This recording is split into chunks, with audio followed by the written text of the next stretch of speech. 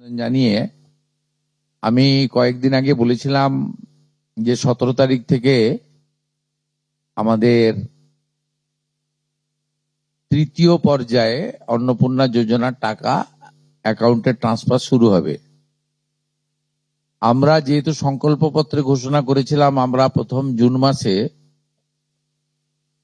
28 লক্ষ বেনিফিশিয়ারিকে অনলাইন এবং অফলাইনের মধ্যে দিয়ে আমরা শুধু প্রোগ্রামটা লঞ্চ করিয়েছিলাম। পরবর্তীকালে আমরা নির্দিষ্ট তথ্য এবং ফর্মের ব্যবস্থা করি। এটা করার পিছনে অনেকগুলো কারণ ছিল। প্রথমত সরকারি টাকা, এই সরকারি অর্থ সঠিক জায়গায় ব্যয় করা উচিত।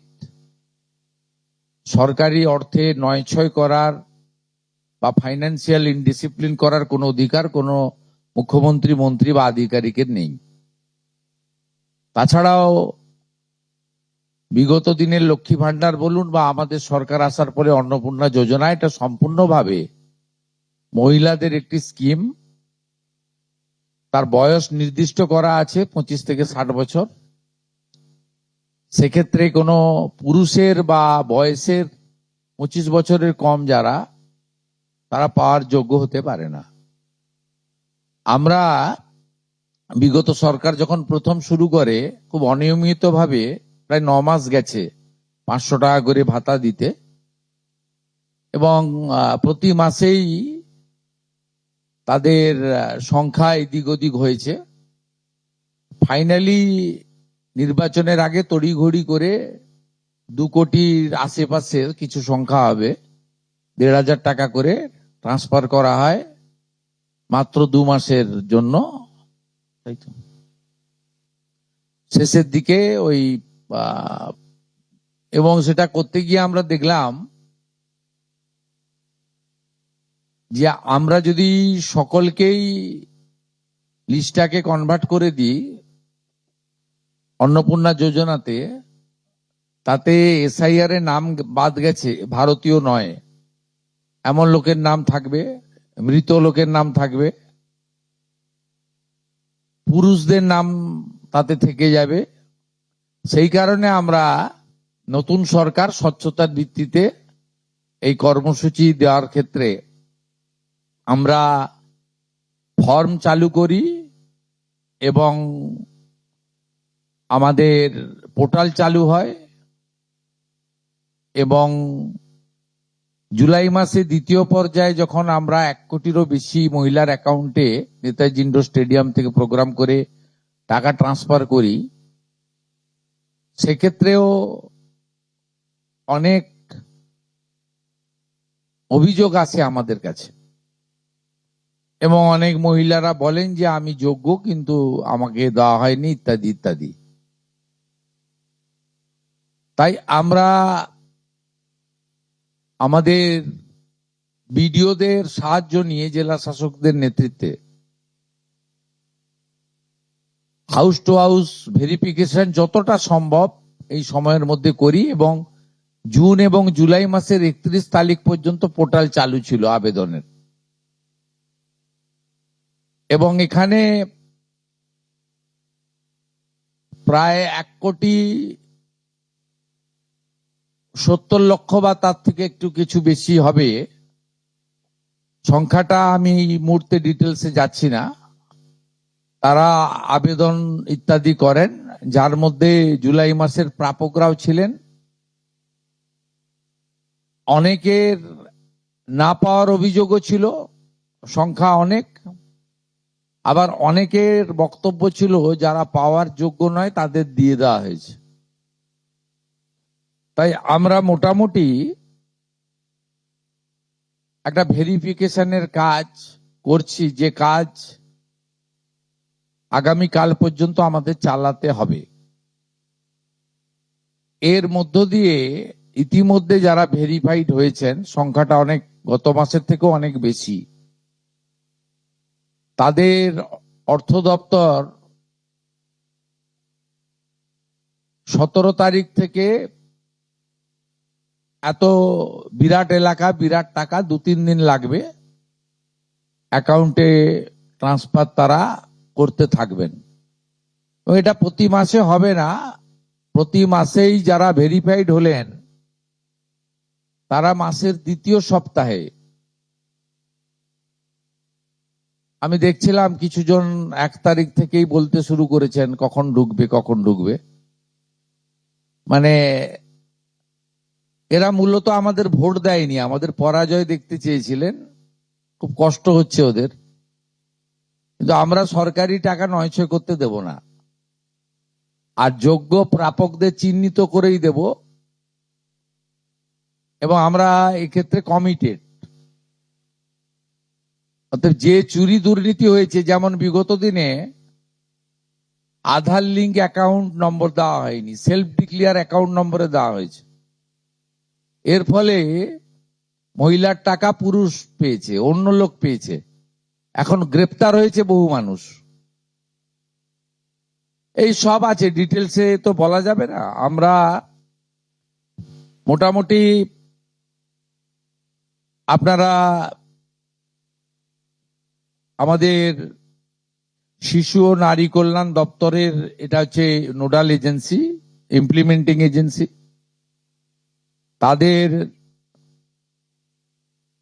19/5/2026 তারিখে 2411-WCD নম্বর বিজ্ঞপ্তির মাধ্যমে তারা একটা মোটামুটি এসওপি দেয়, তার ভিত্তিতেই ভেরিফিকেশন হয়েছে। এবং এই ভেরিফিকেশনে যারা যোগ্য বিবেচিত হয়েছেন, বৈধ হয়েছেন, তাদের অর্থ 17 তারিখ থেকে প্রদান করা হবে। এরপরেও আমরা একটা অভিযোগ পোর্টাল রাখব, যে অভিযোগ পোর্টালে পরবর্তী সময়ে যে কেউ অভিযোগ করতে পারেন, এবং এই অভিযোগ নিষ্পত্তি করার জন্য আমরা সংশ্লিষ্ট ব্লকের বিডিওদেরকে বিশেষ দায়িত্ব, চিফ সেক্রেটারি দায়িত্ব ফিক্সড করে দেবেন। তারা হিয়ারিং নিয়ে একটা নির্দিষ্ট সময়ের মধ্যে নিষ্পত্তি করবেন।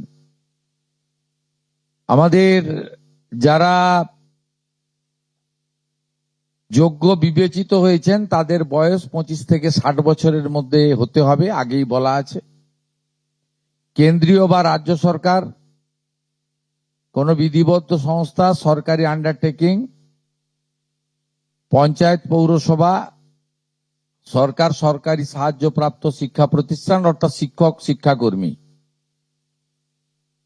স্থায়ী সরকারি চাকরিতে নিযুক্ত থাকেন, বা পেনশনার্স আসবে না যেহেতু 60 ঊর্ধ্ব, এটা ইরেলিভেন্ট, এরা এই বেনিফিটের মধ্যে পড়ছেন না। তাছাড়া যারা আয়কর প্রদান করেন, অর্থাৎ এখন আয়করের ঊর্ধ্ব সীমা হচ্ছে 12 লক্ষ টাকা বছরে, 12 লক্ষ টাকা পেরিয়ে গেলে আয়কর দিতে হয়। যে পরিবার আয়কর দেন, অর্থাৎ যার বাৎসরিক আয় 12 লক্ষ টাকা, সেই পরিবার এই কর্মসূচি অন্তর্ভুক্ত হওয়ার সুযোগ পাবেন না।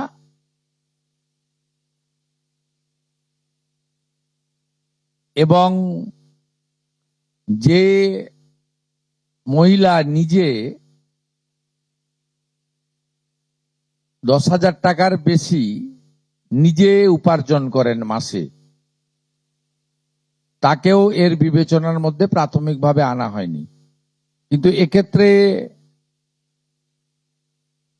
যারা ক্যাজুয়াল, কন্ট্রাকচুয়াল, মানে বাড়ির পুরুষ মানুষরা, তাদের বাড়ির পরিবারের স্ত্রী বা অন্যরা বিবেচিত হবেন। যদি কোনো মহিলা, এটা একটি নারী অর্থনৈতিক সশক্তিকরণের স্কিম, সেক্ষেত্রে যিনি সরাসরি নিজে 10,000 টাকার বেশি উপার্জন করেন তাকে বিবেচনা করা হবে না। 25 থেকে 60-এর মধ্যে যারা 3,000 টাকার কম ভাতা পান, ধরুন উইডো পেনশন 1,500 টাকা এই মাস থেকে হয়েছে, গত মাস পর্যন্ত ছিল 1,000 টাকা, তাদেরকে হায়ারটা দেওয়া হচ্ছে, 3,000 টাকাটাই দেওয়া হচ্ছে অন্নপূর্ণা যোজনাতে। এই ধরনের যত স্কিম 25 থেকে 60 মহিলাদের রয়েছে যারা 3,000 টাকার কম পান বিভিন্ন ভাতা, তাদেরকে 3,000 টাকার অন্নপূর্ণা যোজনার ভাতাটাই দেওয়া হচ্ছে। এক্ষেত্রে দুটি ক্ষেত্রে আমরা শিথিল করছি।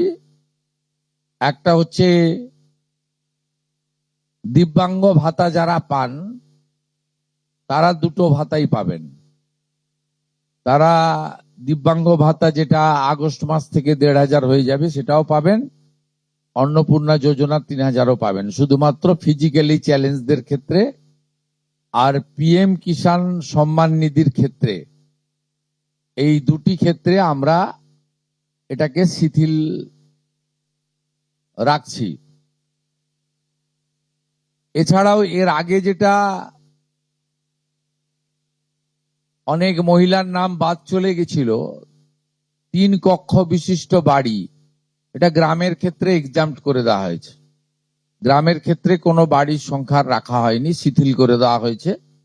অর্থাৎ গ্রামীণ এলাকার মহিলারা এবারে আরো বেশি সংখ্যায় সুযোগ পাবেন। তাদের ক্ষেত্রে, গ্রামীণ ক্ষেত্রে 3 কক্ষ বিশিষ্ট বাড়ি, যেটা জুলাই মাসে ওই ক্রাইটেরিয়াটা থাকার কারণে অনেকে বঞ্চিত হয়েছেন, এবারে আর বঞ্চিত তারা হচ্ছেন না। এবং শুধুমাত্র জমির পরিমাণের ক্ষেত্রেও যে 7টি কর্পোরেশন রয়েছে সেখানে শুধুমাত্র 50 ডেসিমিলের বেশি জমির মালিকানা যারা কর্পোরেশন এলাকা, কলকাতা হাওড়া কর্পোরেশন এলাকা 7টি, পৌর এলাকা এবং গ্রামীণ এলাকাতে ছাড় দেওয়া হয়েছে জমির পরিমাণের ক্ষেত্রে। এর ফলেও আরো অধিক সংখ্যক মহিলা, গ্রামীণ মহিলারা বিশেষ করে, এবারে আপনার অর্থ পাওয়ার ক্ষেত্রে সুযোগ পাবেন। আমরা সরকারি অর্থ নারী সশক্তিকরণ, নারীর অর্থনৈতিক ক্ষমতা বৃদ্ধি, এই লক্ষ্য রেখে প্রকৃত প্রাপকদেরকে আমরা দেব। এবং প্রাথমিকভাবে সংখ্যাটা 17 তারিখে মাননীয় মন্ত্রী মালতী রায় মহোদয় আপনাদের জানিয়ে দেবেন, 17 তারিখ বিকেলে। আমি সংখ্যাটা বলছি না, কিন্তু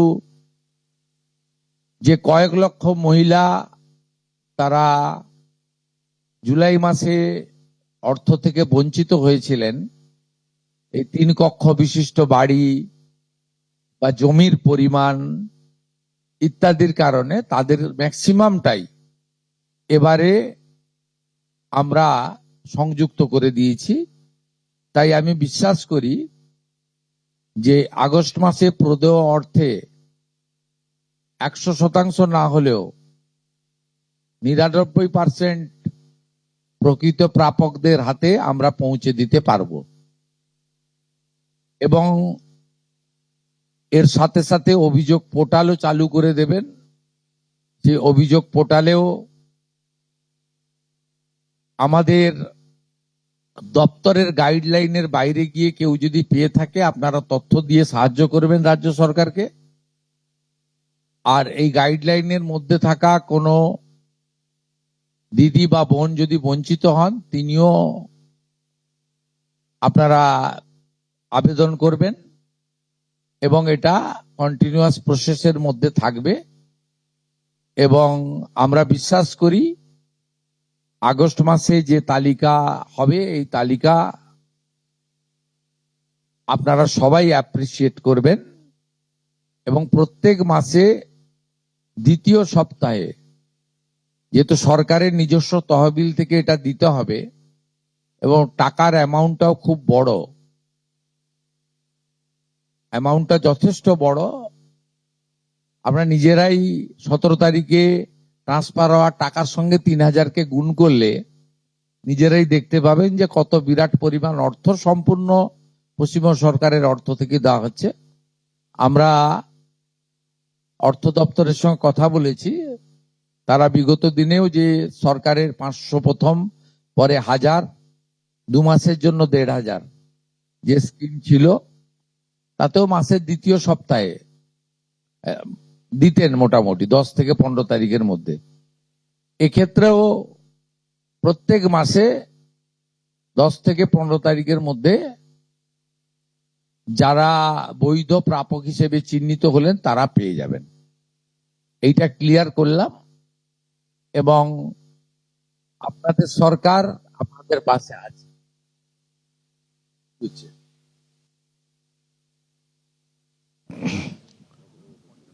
বলুন।